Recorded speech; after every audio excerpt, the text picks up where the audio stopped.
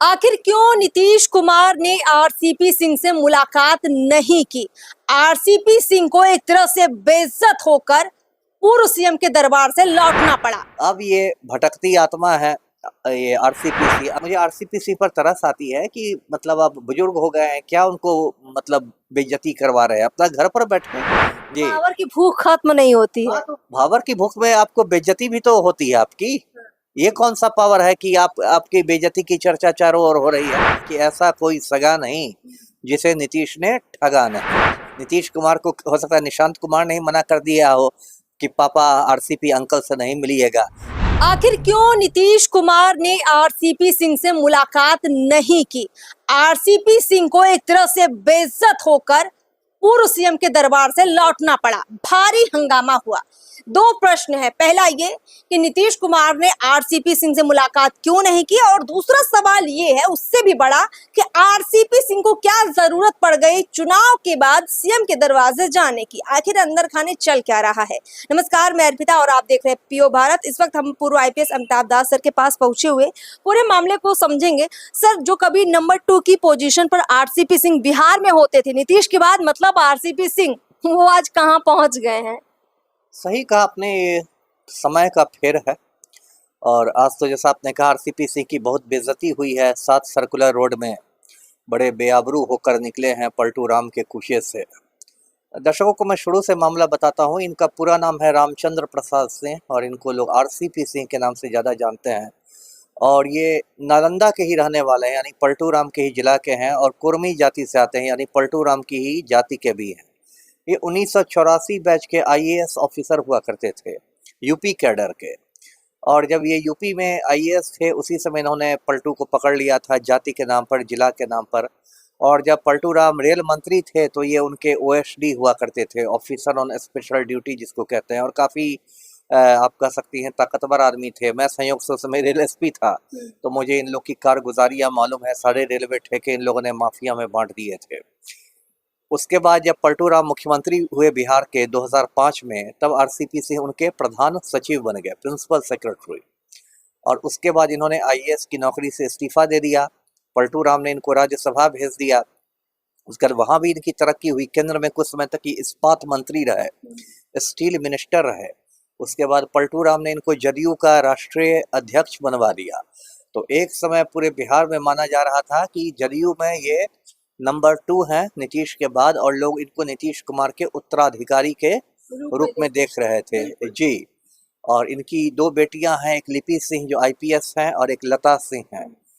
तो उसके बाद लेकिन लोग कहते हैं कि थोड़ी इनकी नज़दीकियां अमित शाह से बढ़ने लगी और कुछ खिचड़ी पकने लगी। अमित शाह दिल्ली दरबार में षड्यंत्र करने लगे कि पलटू राम को हटा के आरसीपी सिंह को सीएम बनाया जाए, और पलटू राम को कहीं ना कहीं से भनक मिल गई। तो उसके बाद इनसे काफ़ी स्पष्टीकरण से पूछा गया कि आपने भ्रष्टाचार किया है, ये किया है, वो किया है। तो आरसीपी समझ गए कि अब पार्टी में मेरे दिन पूरे हो गए, तो इन्होंने जदयू से इस्तीफा दे दिया। उसके बाद ये भाजपा में चले आए, एकदम राम भक्त बन गए, मोदी भक्त, राम भक्त सब बन गए। लेकिन इनका थोड़ा मतलब ग्रह दशा खराब थी आरसीपी सिंह की। इनके भाजपा में आने के कुछ दिनों बाद नीतीश कुमार का भी भाजपा से गठबंधन हो गया। तो इनको लगा कि अब क्या होगा, अब तो फिर नीतीश को ही भाजपा ज्यादा भाव देगी। तब इन्होंने भाजपा भी छोड़ दी। एक इन्होंने पार्टी बना ली, अपनी पार्टी, आप सबकी आवाज, शॉर्ट में आशा, ASA, आशा, आप सबकी आवाज। कुछ महीने तक उस पार्टी में रहे, लेकिन उस पार्टी का भी कुछ उनको भविष्य नहीं दिखा। तब ये प्रशांत किशोर के मतलब शरण में गए और इन्होंने आशा का जन स्वराज पार्टी में विलय कर लिया। उसके बाद जो अभी नवंबर में बिहार में विधानसभा चुनाव हुए, तो इनकी जो बेटी है लता सिंह जन स्वराज पार्टी की उम्मीदवार बनी नालंदा के अस्थावां सीट से। ऐसे हार गई, जन स्वराज का तो खाता भी नहीं खुला। अब ये भटकती आत्मा है ये आरसीपीसी। अब इनको लग रहा है कि भाई फिर से जदयू में जाएंगे, और समझ रहे हैं कि नीतीश कुमार की एक तरह से राजनीतिक पारी का अब अंत हो चुका है। और अब नीतीश कुमार निशांत कुमार को अपने उत्तराधिकारी के रूप में बढ़ा रहे हैं। अब आरसीपी सिंह को लग रहा है कि मैं निशांत कुमार से ज़्यादा पुराना, ज़्यादा सीनियर आदमी हूँ, तो मैं जदयू में जाऊंगा तो हो सकता है मैं उत्तराधिकारी बन जाऊं। तो इसी चक्कर में आरसीपी सिंह गए थे। तो पलटू राम का आवास है 7 सर्कुलर रोड, और वहाँ जैसी खबरें आ रही हैं, इनसे मुलाकात भी नहीं की पलटू राम ने, तो बड़ी बेइज्जती हुई है। लेकिन मतलब जी, कुल मिलाकर आरसीपी सिंह का मकसद ये है कि जैसे कि चूंकि नीतीश कुमार तो अब साइड लाइन हो चुके हैं लेकिन पावर थोड़ी होल्ड करते हैं, तो फ्रंट पर या तो निशांत बचे हैं या फिर ललन सिंह है, अशोक चौधरी है, संजय झा है, और इन्हीं की कड़ी में आरसीपी सिंह अपने आप को जदयू के अंदर मजबूत करना चाह रहे हैं, लेकिन हो नहीं पा रहा है। बिल्कुल सही कहा आपने। देखिए, एक तो है कि नीतीश कुमार बहुत बड़े जातिवादी आदमी हैं, उनको कुर्मी के अलावा कुछ दिखाई नहीं देता, भले ही वो पूरे बिहार की बात करें या सुशासन की बात करें। और इसलिए आरसीपी सिंह को नीतीश कुमार ने एक समय इतना आगे बढ़ाया भी था, अपना नंबर 2 बना दिया था कि मेरे बाद भी कोई कुर्मी ही रहेगा। लेकिन बाद में दोनों के रिश्तों में खटास हो गई, तो अब नीतीश कुमार अपने बेटे को निशांत कुमार, स्वाभाविक है कि निशांत भी कुर्मी है, उनको बढ़ा रहे हैं। तो आरसीपी सिंह को कुछ लोगों ने लगा होगा कि भाई जन स्वराज पार्टी का भी कोई ऐसा फ्यूचर नहीं है, उसका प्रदर्शन भी निराशाजनक रहा, तो आप जदयू में जाइए। जदयू में वो राष्ट्रीय अध्यक्ष रह चुके हैं, तो उनको बहुत सारे कार्यकर्ताओं से, नेताओं से जान पहचान है। बहुत सारे लोगों को उन्होंने प्रखंड अध्यक्ष, जिला अध्यक्ष, कोषाध्यक्ष, महासचिव क्या क्या बनवाया होगा। तो लोगों ने कहा होगा कि भाई आपके चले चपाटी पहले से, आप जाइएगा तो सीधे पार्टी के में ऊंचे इस पर हो जाइएगा।